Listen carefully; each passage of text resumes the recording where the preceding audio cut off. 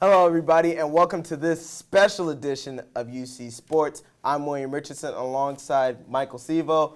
And not many sports are going on around campus. You know, you have your field hockey, your soccer, but for this edition, we're going to talk strictly about the football. We've had 2 games this season. UConn has a 1-1 record.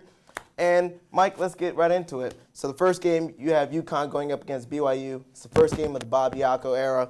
And UConn actually kind of got embarrassed on national TV on a Friday night.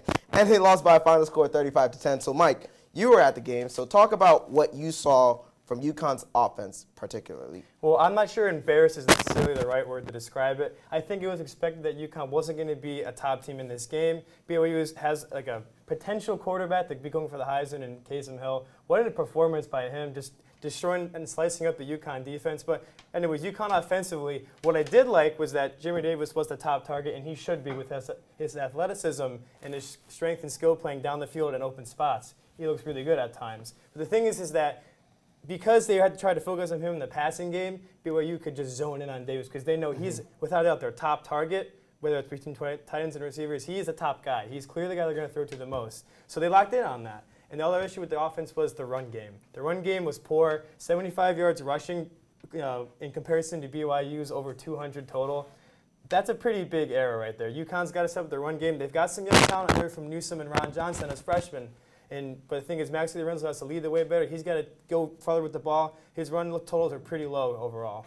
Absolutely. Now, you mentioned the run game. Last year, when you looked at the team, you have Lau McCombs, you had Max DiLorenzo. They were the 1-2 punch for UConn, per se. Now you have Max DiLorenzo, who wasn't really a home run hitter in terms of running, and you mentioned on it his run averages are a little low. So who is going to step up? Because you do have Mariner, and you do have Newsom and Johnson. Who's going to be that second running back where on a, let's say on a 3rd and 5, that can get you those 5 yards for the first down? Who do you think that running back is? Well, Mariner's been all right through the first couple of games. He hasn't been stellar, but he hasn't been below average. I think he could be a solid second backup guy to Lorenzo. But the thing is that Arkell Newsom has some serious potential. I mean, he was an All-American parade player as a running back from Ansonia, from Connecticut. So as being somebody from Connecticut myself, it's easy to want to root for the guy who's from your home state, who has some serious potential. And I think he can be that guy. He's a pretty big back, but he's very athletic and very quick. He's got a lot to look. We got a lot to look forward to with him. In freshman year, it's hard to make a really big impact, especially for an offense that's going to run the ball the most. They're going to be able to narrow in and focus on you in the run game. UConn's pretty much always been a run-first team, and teams know that going ahead. You know, the passing game has some work to do. But I think Newsom has some real explosiveness to him, and I can see him doing some surprising things in his freshman season. Now, getting back to the passing offense, at the beginning of the offseason, with Bob Diaco coming in, he said that the quarterback battle was an open competition. Towards the beginning of the school year, Casey Cochran was the starter. But in this game in particular, we saw Diaco go to the 2-quarterback system. You have Cochran coming in. He would come in, lead the drive for about 5, 6, 7 plays, and then come out, and then Whitmer would lead the charge. So in your eyes, how did the 2-quarterback system work? Well, I was honestly not terribly surprised when the news came out that he was going to do something like that because at these certain points, they're very similar players. You know, they're not huge guys up on the line. They're fairly accurate guys, but they're not like just by themselves. I think they make a good package as opposed to playing by themselves. They have similar play styles, as I mentioned. So it was interesting. I think it worked okay. BYU wasn't a great example because they're a very talented team, a pretty solid defense despite being unhealthy. So it wasn't a great example. Stony Brook would have been a better look if Cochran got to play in that game. We would have had a much better idea of how it worked. I think it's okay. Over the course of the season, it can evolve into something great if they start playing Boyle more now, since it's probably going to take away his red shirt, of course, with the whole Cochran issue. But I'm not sold on it yet, honestly. It's not a bad idea, but it's kind of weird. UConn's trying to figure themselves out offensively. The passing game, as I said, it's not going to be easier for that. Beyond Davis, there's a lot of work to do. So not having a consistent quarterback in there might throw some of the players off, especially the offensive line. And I think that's an excellent point you bring up when it comes to consistency, because if you look at the stats, Cochran threw for 171, Whitmer threw for 113. So now you're talking about an offense that has to adjust to 2 different systems. Now, yes, granted, they are very similar quarterback-wise, but you look at Cochran, and Cochran has the it factor. He has the intangibles that you want. But he's got the victories from last season. And he's got the wins from last year, exactly. But when you look at Whitmer, you see a guy who's in his final year. He's hungry. He wants to play. And when he's on the field, he's willing to do what it takes. But now let's switch gears to Stony Brook, because you did mention Cochran didn't start in that game. During the week, we asked a lot of people about what his injury status was. and we found out it was an upper body injury. So we really didn't know much about it going into the game. After the game, we found out that Casey Cochran had a concussion, so he didn't play in the game. So Chandler Whitmer started in his place, and he led them to a victory in Diaco's second game by a final score 19-16.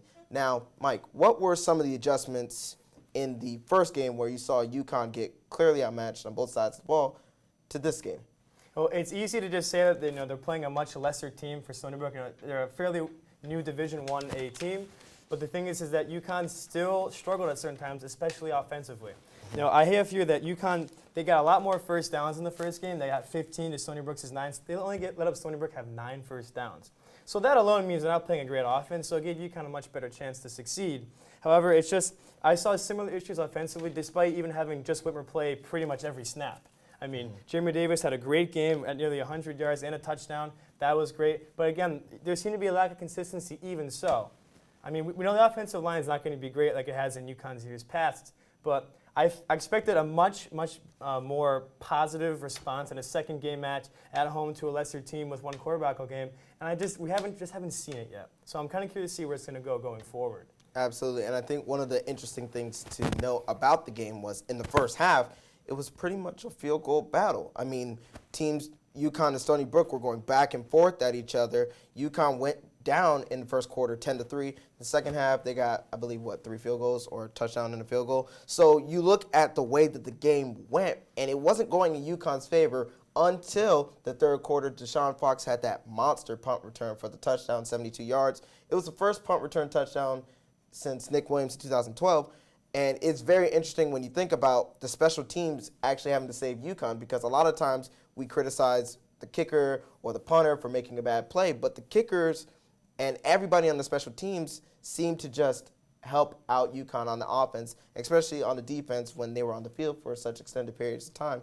So going into the next game against Boise State, what are some of the keys to success that UConn needs to emphasize in order to win the game? Well, what I thought was really encouraging was, as you mentioned, the play of the special teams. Deshaun Fox, I'm not sure anybody really needed a play like that more than he did. He had a really tough year last year. He had a lot of drop passes. He was very inconsistent. That play there could be the thing that really can spark him going forward, make him a decent slot receiver in the offense, and make him somewhat of a threat in special teams. He's got speed. He's a quick and slippery guy. He can get around defenders in the open field especially. He's not bad at breaking tackles. I think that was a really big play for him. Bobby Puyol's done a decent job kicking the ball so far. UConn's going to struggle against the Boise State team. They're not as good as they have been since they were competing, doing crazy Statue of Liberty plays years ago and such like that. But they're a good team. They play in a decent football conference. It's going to be another uphill battle for UConn.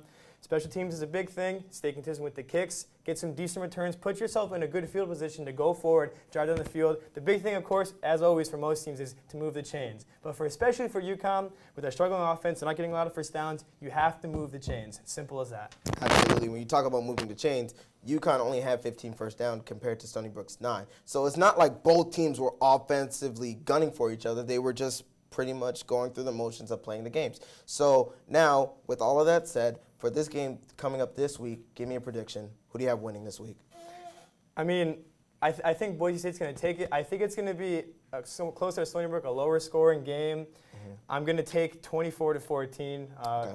Boise State. It is at the Rent, yeah. It should be packed. It's going to be an interesting game. UConn definitely has a shot. For as much as they struggled, we saw the Michigan game last year. Now you can't even count UConn out against some of the bigger and better teams in the nation. But I think Boise State's got this one. Absolutely. Now, on a sadder note, we mentioned Casey Cochran not playing in the last game due to a concussion. This week, we found out that he's actually going to be retiring because of the concussion.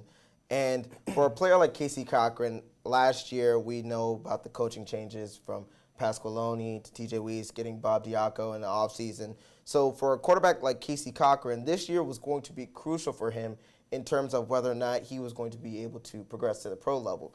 Now, as I did say, he is going to be retiring, so the team is going to keep him on the staff, hopefully as a player manager or something along those lines, and he does want to coach. So this isn't the last time we'll see Casey Cochran, but it's unfortunate to see a player of his caliber and his talent, end too soon.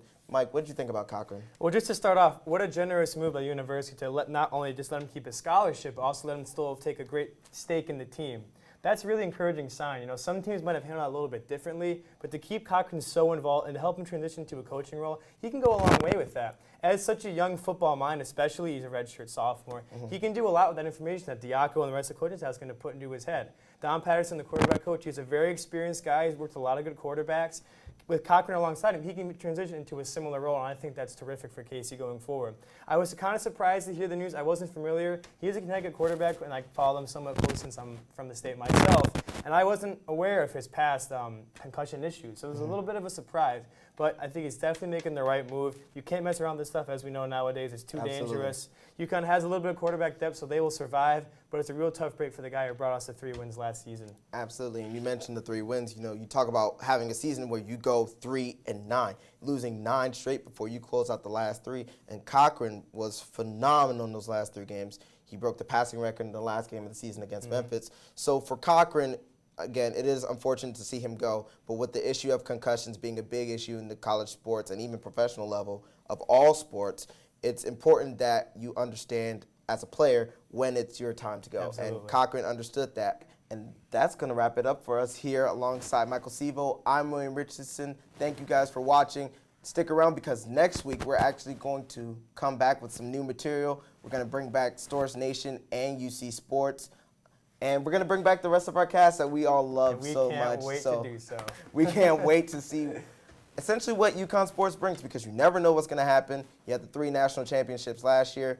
You know, maybe we might get 4 or 5 this year. You never know. But that wraps it up for us here. I'm William Richardson. He's Michael Sivo. Take it easy, and we'll see you guys next week.